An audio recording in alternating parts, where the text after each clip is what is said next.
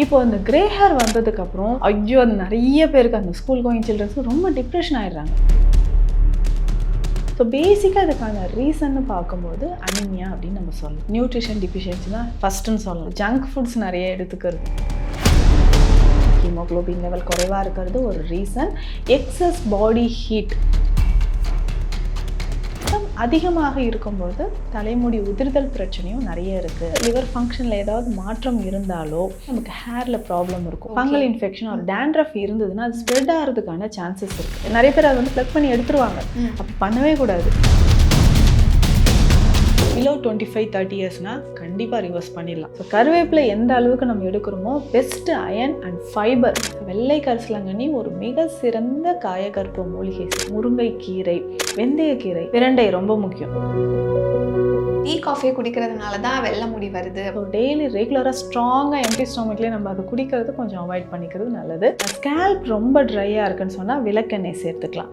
Dandruff இருக்குன்னா கொஞ்சம் அதில் வந்து வேப்ப எண்ணெயை கலந்துக்கணும். இன்னொன்று, இந்த ஓவர் நைட் எண்ணெய் ஊற வச்சுட்டு அடுத்த நாள் காலையில் தலை குளிக்கலாமா? அந்த மாதிரி வேண்டாம். ஷாம்பு வீட்லேயே நம்ம ரெடி பண்ணலாம். ரொம்ப சிம்பிளாக ரெடி பண்ணிக்கலாம். குறைந்த விலை, நிறைந்த தரம், தங்கள் தேவைகள் அனைத்தும் ஒரே இடத்தில். ஜெயச்சந்திரன். ரெட் நாள் அங்கே வியூவர்ஸ் எல்லாருக்கும் வணக்கம். இன்னைக்கு நம்ம கூட டாக்டர் நித்யா இருக்காங்க. வணக்கம் மேம். வணக்கம் மேம். அடுத்தது வந்து ஹேர் மேம். இன்னைக்கு வந்து நிறைய பேருக்கு இருக்க பிரச்சனை வந்து நிறைய ஹேர் லாஸ் ஆகுது. ஹேர் ரொம்ப தின்னாக இருக்குது. முன்னாடி மாதிரி எல்லாருக்குமே அந்த ஒரு அடர்த்தியான ஒரு லெந்தியான ஒரு ஹேர் இருக்குது அப்படிங்கிறது நிறைய பேருக்கு வந்து ஒரு மிகப்பெரிய டவுட்டாக இருக்குது. அண்ட் இந்த கொஸ்டினோட ஸ்டார்ட் பண்ணணும்னு நினைக்கிறேன் மேம். நிறைய பேர் காமனாக சொல்கிறது, ஈவன் எனக்குமே அந்த ஒரு 11th 12th படிக்கிற வரைக்கும் என் பொண்ணுக்கு வந்து முடி நல்லா இருக்குது அப்படிங்கிற மாதிரி சொல்லுவாங்க அம்மாவில். அதுக்கப்புறம் தாங்க கொட்ட ஆரம்பிச்சிச்சு. அந்த ஃபேஸ் ஆஃப் லைஃப்பில் என்ன ஆக்சுவலாக நடக்குது மேம்? ஆக்சுவலாக அந்த ஏஜ் சொல்லலாம். இப்போ வந்து பார்த்தா அந்த டீனேஜ்லேயே ஹேர் ஃபால் ஸ்டார்ட் ஆகிடுது. அந்த ஹேர் ஃபால் ஒரு பக்கம் இருக்கட்டும், அந்த கிரே ஹேர்னு சொல்கிறோம் இல்லைங்களா, ஐயோ அது நிறைய பேருக்கு அந்த ஸ்கூல் கோயிங் சில்ட்ரன்ஸ்க்கு ரொம்ப டிப்ரெஷன் ஆகிடுறாங்க. ஸோ பேரண்ட்ஸ் வந்து கூட்டிகிட்டு வரும்போது, மேம் ஒரு ப்ராப்ளம் நல்லா படிச்சுட்டு இருந்த பொண்ணு இப்போ அந்த கிரே ஹேர் வந்ததுக்கப்புறம் ரொம்ப டிப்ரெஸ் ஆகிட்டா. ஸோ அது பார்த்துக்கிட்டே இருக்காங்க. ஸ்கூலில் எல்லாருமே கேட்கறதுனாலே அவங்களுக்கு டிப்ரெஷன் ரொம்ப அதிகமாக இருக்குது. ஸோ அப்படிலாம் சொல்கிறாங்க. கிரே ஹேர் வர்றதுக்கான ரீசன் நியூட்ரிஷன் டிஃபிஷியன்சி தான் ஃபஸ்ட்டுன்னு சொல்லலாம். அடுத்து ஹார்மோன் இம்பேலன்ஸ். ஸோ இன்றைக்குமே வந்து பார்த்தோம்னா அந்த டீனேஜில் இருக்கக்கூடிய நிறைய பேருக்கு பார்த்தோம்னா அந்த வெயிட் கெயின் அதிகமாக இருக்கும். ஸோ ஸ்நாக்ஸ் ஐட்டம்ஸ் நிறைய சாப்பிட்றது, இந்த ஜங்க் ஃபுட்ஸ் நிறைய எடுத்துக்கிறது, இது ஒரு ரீசன் சொல்லலாம். ஸோ அந்த நியூட்ரிஷன் போதுமான அளவுக்கு இல்லாததுனால நமக்கு அந்த கிரே ஹேர் ப்ராப்ளம் வருது. நீங்கள் சொன்ன மாதிரி அந்த ஒரு ஏஜ் ஒரு 17 to 18, 19 இயர்ஸ்க்கு அப்புறம் பார்த்தீங்கன்னா சிவியர் ஹேர் ஃபால் இருக்குதுன்னு சொல்லலாம். முக்கியமாக பெண்களுக்கு. ஸோ ஒவ்வொரு ஏஜ்லேயும் ஒவ்வொரு காலகட்டத்துலேயும் நமக்கு வந்து டிஃப்ரெண்ட்டான நமக்கு வந்து ஹார்மோன் சேஞ்சஸ் நடக்குது. ஸோ டீனேஜில் அந்த பியூபர்ட்டி அட்டன் பண்ணும்போது ஒரு சேஞ்சஸ் நடக்கும், டீனேஜில் ஒரு சேஞ்சஸ் நடக்குது. ஸோ மேரேஜ் அப்போது, ஸோ கன்சீவ் ஆகிறப்போ, so after delivery, menopause time, இந்த மாதிரி ஒவ்வொரு பீரியட்லேயும் லேடிஸ்க்கு வந்து ஹார்மோன் சேஞ்சஸ் நடக்குது. ஸ்ட்ரெஸ் லெவல் வேறு மாதிரி இருக்குது. ஸோ அப்போது இதனால் நமக்கு பாடியில் என்ன ஆகுதுன்னா hair fall. So hair fall தான் சிவியராக நடக்க ஆரம்பிக்குது. ஸோ பேசிக்காக அதுக்கான ரீசன்னு பார்க்கும்போது அனிமியா அப்படின்னு நம்ம சொல்லலாம். ஸோ ஹீமோக்ளோபின் லெவல் குறைவாக இருக்கிறது ஒரு reason. Excess body heat. So இன்றைக்கி பார்த்தோம்னா நிறைய பேருக்கு இந்த பாடி ஹீட் அதிகமாக இருக்கிறது வந்து பித்தம் அப்படின்னு சித்த மருத்துவத்தில் சொல்லுவோம். பித்தம் அதிகமாக இருக்கும்பொழுது தலைமுடி உதிர்தல் பிரச்சனையும் நிறைய இருக்குது அப்படின்னு சொல்லி, இது எல்லாமே ஒரு ரீசன். இதை தாண்டி இன்னும் முக்கியமான ஒரு ரீசன் இருக்குது அப்படின்னு பார்த்தோம்னா டேண்ட்ரஃப். ஸோ டேண்ட்ரஃப்னாலையும் பார்த்தோம்னா அதிகமாக தலைமுடி உதிர்தல் அப்படின்ற பிரச்சனை இருக்குது. இது எல்லாம் சமாளித்து நான் வந்து ஹேர் எப்படி ஸ்ட்ரென்த்தனாக வச்சுக்கிறது, ஹேர் டென்சிட்டி எப்படி மெயின்டைன் பண்ணலாம். நிறைய பேர் இருக்கிற டவுட், ஹேர் திரும்ப வளருமா, முடி கொட்டிச்சுன்னா திரும்ப வளருமா, எந்த ஏஜ் வரைக்கும் இது வந்து பாசிபிலிட்டிஸ் இருக்குது, அந்த ரேஷியோ எப்படி இருக்குது. ஸோ இன்னும் ஒரு சிலர் எப்படின்னா அந்த மேரேஜ் ஃபிக்ஸ் ஆகிடுச்சுங்க, எனக்கு வந்து ஒன்று 3 months மேரேஜ், 4 months மேரேஜ், ஏதாவது முடி வந்து வளர்கிறதுக்கு சான்சஸ் இருக்கா, ரொம்ப நான் டிப்ரெஷனில் இருக்கேன் அப்படின்னு சொல்லுவாங்க. ஸோ மேல் பேட்டர்ன் பால்ட்னஸ் அப்படின்னு சொல்கிற ஒரு கண்டிஷன், குறிப்பிட்ட வயதிற்கு பிறகு தலைமுடி ரொம்ப உதிர்ந்து அந்த லைன்ஸ், ஹேர் லைன்ஸே வந்து ரொம்ப ஏறிக்கிட்டே போகிற மாதிரி இருக்கும் ஃப்ரண்ட்டில். ஸோ இந்த மாதிரியும் நிறைய பிரச்சனைகளை ஃபேஸ் பண்ணுறாங்க. இதற்கான தீர்வுகள் ரொம்ப எளிமையாக சித்த மருத்துவத்தில் இருக்குன்னு சொல்லலாம். ஏன்னா சித்தர்கள் அன்றைக்கே வந்து அழகுக்காக இருக்கட்டும், கூந்தலுக்காக இருக்கட்டும், உடல் ஆரோக்கியத்திற்கும் மரணத்தை தரக்கூடிய நோய்களுக்குமே மருந்துகளை சொல்லியிருக்காங்க. ஸோ அதை நம்ம ரெகுலராக ஃபாலோ பண்ணும்போது ஹேர் க்ரோத் எந்த ஏஜில் இருக்காங்களோ அதை பொறுத்து நமக்கு பாசிபிலிட்டிஸ் இருக்குது. இப்போ நீங்க சொல்லும் போதே டேண்ட்ரஃப் அண்ட் அந்த இளநரை அப்படின்னு சொல்லிங்க. ஃபர்ஸ்ட் நம்ம அந்த இளநரை பத்தி பேசிடலாமா? ஓகே. நிறைய பேருக்கு நீங்க சொன்ன மாதிரி 16-17லயே இல்ல நிறைய பேருக்கு அதுக்கு முன்னாடியே கூடமே வந்துருது. இப்போ அதை ஆக்சுவலா ரிவர்ஸ் பண்ண முடியுமா?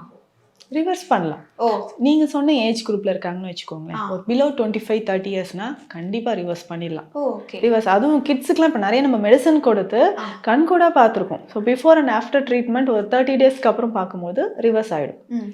அந்த கிட்ஸுக்கு வந்து அந்த நியூட்ரிஷன் கரெக்டாக அவங்க ஃபாலோ பண்ணிட்டு மெடிசனும் எடுத்துக்கும்போது அந்த கிரே ஹேர் நிறைய பேர் அதை வந்து ப்ளக் பண்ணி எடுத்துருவாங்க. அப்படி பண்ணவே கூடாது. ஸோ நியூட்ரிஷன் நார்மலாக போகும்போது ப்ளஸ் இன்னொன்று பிளட் சர்க்குலேஷன், நம்மளுடைய ஸ்கேல்புக்கு ஒரு கரெக்டான பிளட் சர்க்குலேஷன் இருக்கும்போது ஹேர் நார்மலாக வர ஆரம்பிச்சிடும். சிலருக்கு கிரே ஹேர் மட்டும் இல்லாமல் ஹேர் தின்னிங்னு சொல்லுவாங்க. ஸோ நல்ல கம்பி மாதிரி இருக்கும், என் முடி இப்போ பாஞ்சி மாதிரி ஆயிடுச்சுங்கன்னு தான் சொல்லுவாங்க. ஸோ அந்த ஹேருக்கு வந்து கரெக்டாக ஒரு நியூட்ரிஷன் வந்து பழைய மாதிரி அதை நார்மலாக ஒரு ரேஞ்சுக்கு வர்றதுக்கும் வாய்ப்புகள் நிறையவே இருக்கு. ஓகே. இப்போ நீங்க சொன்னீங்க அந்த வெள்ளை முடியை வந்து எடுக்கக்கூடாதுன்னு. அதான் யூஸ்வலாக சொல்லாங்களா மேம், ஒரு வெள்ளை முடி எடுத்தால் நிறைய வந்துடும் அப்படின்ட்டு, அது உண்மையா? ஸோ அது என்னன்னா நமக்கு அந்த பிளட் சர்க்குலேஷன் குறையிறது தான் சொல்லுவாங்க. இன்ஃபெக்ஷன் இருக்குன்னு வச்சுக்கோங்களேன், ஃபங்கல் இன்ஃபெக்ஷன் ஒரு டேண்ட்ரஃப் இருந்ததுன்னா அது ஸ்ப்ரெட் ஆகிறதுக்கான சான்சஸ் இருக்குது. ஸோ அதனால் அதை ரிமூவ் பண்ண வேண்டாம். அதற்கான ட்ரீட்மெண்ட்ஸ் கரெக்டாக நம்ம எடுக்கும்பொழுது அது வந்து நார்மலாக பிளாக் ஆகிறதுக்கு சான்சஸ் இருக்குது. என்ன ட்ரீட்மெண்ட் ஆக்சுவலாக வந்து ஃபஸ்ட்டு வீட்டிலேருந்து ஸ்டார்ட் பண்ணுவோம் மேம். வீட்டிலே பண்ணக்கூடிய விஷயங்கள்னா என்ன சொல்வீங்க இளநரைக்கு? இளநரைக்கு ஃபஸ்ட்டு நம்ம பண்ணக்கூடியது ஹேர் பேக் நம்ம போடுறோம், ஹேர் ஆயில் ஓகே.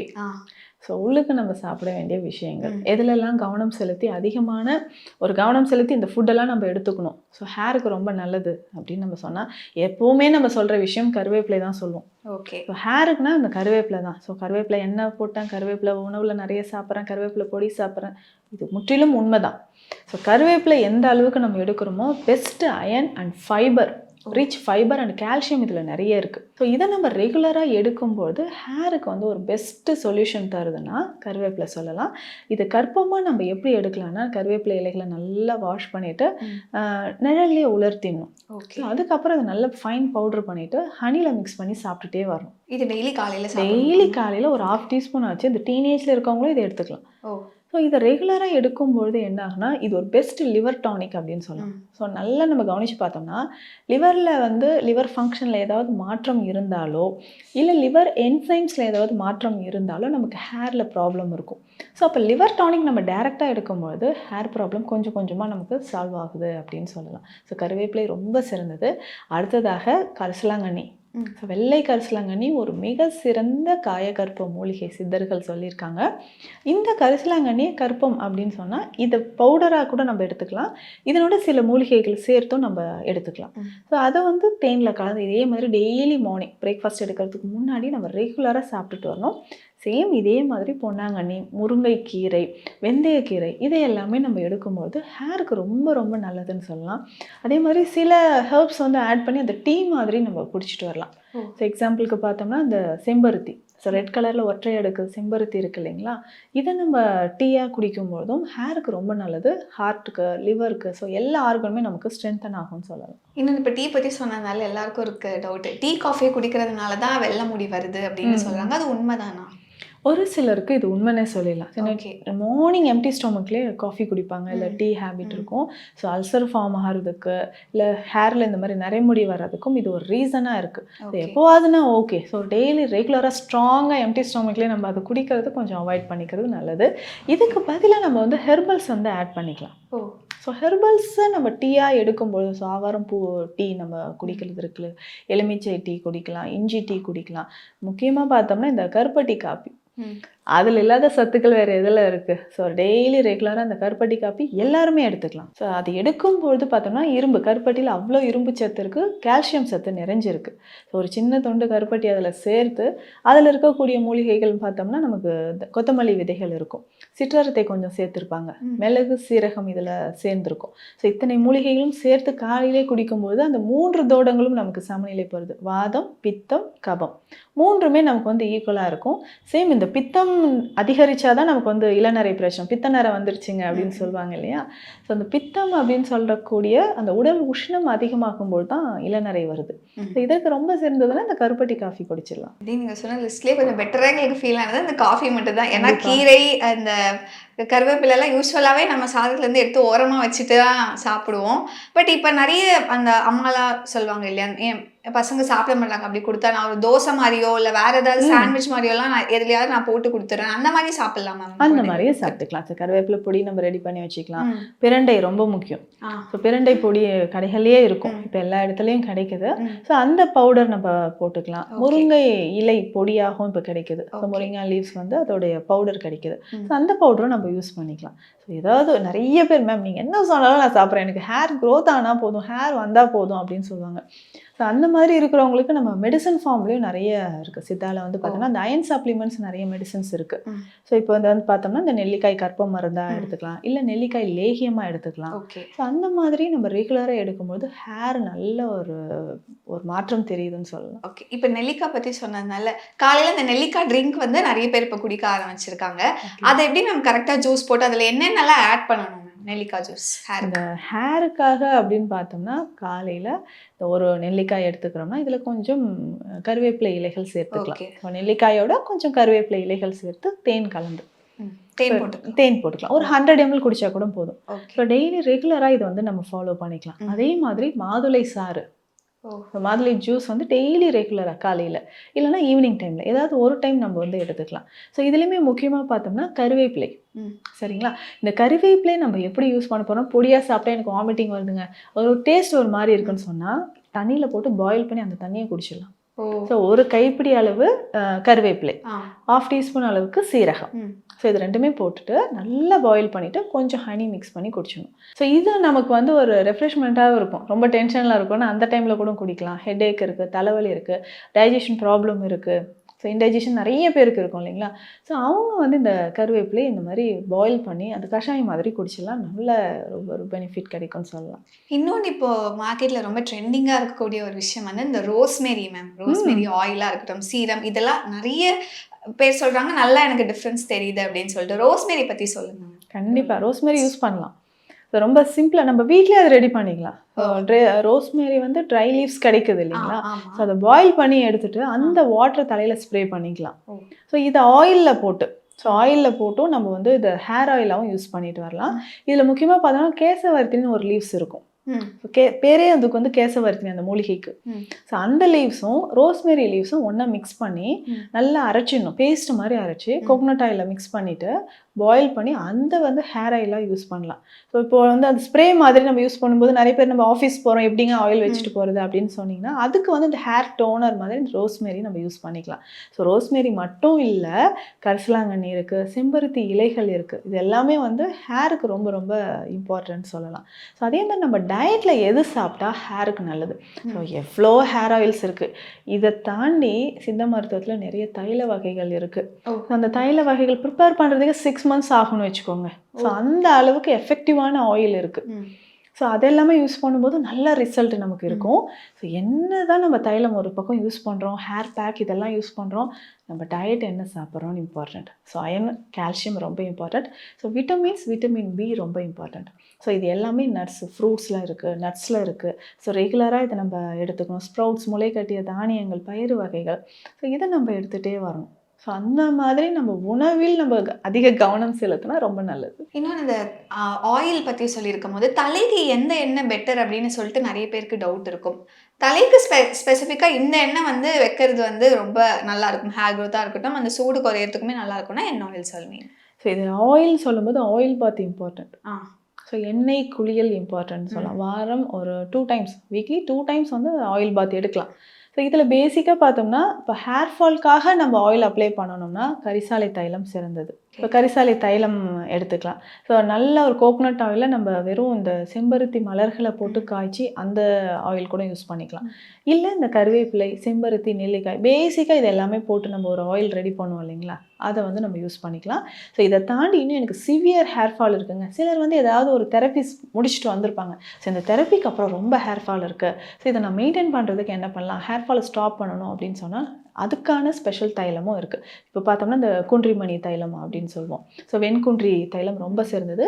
கரிசாலையிலேயே கரிசாலை மடக்கு தைலம்னு ஒன்று இருக்குது. ஸோ அதுவுமே ரொம்ப பெஸ்ட்டுன்னு சொல்லலாம். ஸோ அதெல்லாமே ரெகுலராக நம்ம யூஸ் பண்ணும்போது ஹேர் ஃபால் நமக்கு நல்லா குறைய ஆரம்பிக்கும். இன்ஃபேக்ட் அதில் டேண்ட்ரஃப் இருந்தாலும் குறைய ஆரம்பிக்கும்னு சொல்லலாம்.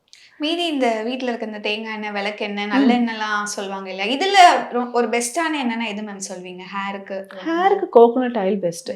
ஆனால் ரொம்ப ஹேர் ஃபால் இருக்குது, ஸ்கேல்ப் ரொம்ப ட்ரையாக இருக்குன்னு சொன்னால் விளக்கெண்ணெய் சேர்த்துக்கலாம். இதிலே ஒரு சிலருக்கு தலையில் வந்து பெயின்கள் இருக்கும், டேண்ட்ரஃப் இருக்குன்னா கொஞ்சம் அதில் வந்து வேப்ப எண்ணெயை கலந்துக்கணும். ஸோ இது எல்லாமே நம்ம தலைக்கு குளிக்கிறதுக்கு, ஹேர் வாஷ் பண்ணுறதுக்கு ஒரு 1/2 hour முன்னாடி அப்ளை பண்ணால் போதும். ஸோ கோகோனட் ஆயிலோட கொஞ்சம் கேஸ்டர் ஆயிலும் வேப்ப எண்ணெயும் நீம் ஆயிலும் கொஞ்சம் கலந்து ஹேரில் நல்லா அப்ளை பண்ணிவிட்டு அதுக்கப்புறம் நம்ம ஹேர் வாஷ் பண்ணிக்கலாம். இன்னொன்று, இந்த ஓவர் நைட் எண்ணெய் ஊற வச்சுட்டு அடுத்த நாள் காலையில் தலை குளிக்கலாமா? அந்த மாதிரி வேண்டாம். ஓகே. ஸோ நைட்டில் வந்து ஓவர் நைட்டு வச்சிட்டோம்னா கண்டிப்பாக கோல்டு வருது, ஏன்னா ஏசியில் தூங்கிடுவாங்க. ஸோ அந்த மாதிரி பண்ணாதீங்க. ஸோ நம்ம ஹேருக்கு ஒரு ஆயில் அப்ளை பண்ண மேக்ஸிமம் ஒரு 1 hour போதும். ஜென்டலாக மசாஜ் பண்ணுறேன்னு சொல்லிட்டு ரொம்ப ப்ரெஷர் கொடுத்து பண்ணுவாங்க, நெயில்ஸ் வச்சு தலையில் அந்த மாதிரி ப்ரெஷர் கொடுத்து மசாஜ் பண்ணுவாங்க. ஸோ அந்த மாதிரி வேணாம், மைல்டாக மசாஜ் பண்ணணும். ஸோ ஆயிலை வந்து வார்மாக ஹீட் பண்ணிவிட்டு ஸோ தலையில் அப்ளை பண்ணிடணும்.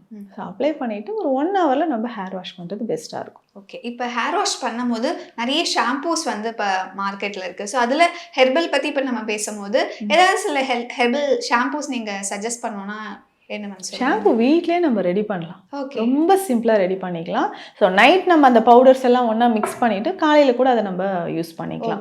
ஸோ அந்த மாதிரி நம்ம ரெடி பண்ணுறதும் இருக்குது. இதில் ஹெர்பல் ஷாம்பூஸும் இன்றைக்கி நிறைய வந்திருக்கு. ஸோ அந்த மாதிரி ரொம்ப கெமிக்கல்ஸ் இல்லாமல் சைடு எஃபெக்ட்ஸ் இல்லாத ஷாம்பூஸ் தான் இப்போ நிறையவே வந்திருக்கு. அதை நம்ம செலக்ட் பண்ணிக்கலாம். இப்போ நைட்டில் நம்ம ரெடி பண்ணக்கூடிய ஷாம்பூஸ் அப்படின்னா சில ஹெர்ப்ஸ், இப்போது ஷேக்காய் பவுடர் மட்டும் தனியாக போட்டோம்னா ஹேர் ரொம்ப ட்ரை ஆகிடும். ஸோ அதனோட நம்ம என்ன பண்ணலாம், பச்சைப்பயிறு மாவு கொஞ்சம், அதுக்கப்புறம் கடுக்காய் பொடி, அதுக்கப்புறம் இதில் முக்கியமாக கருஞ்சீரக பொடி சேர்த்துக்கலாம், ஆவாரம் பூ பொடி சேர்த்துக்கலாம்.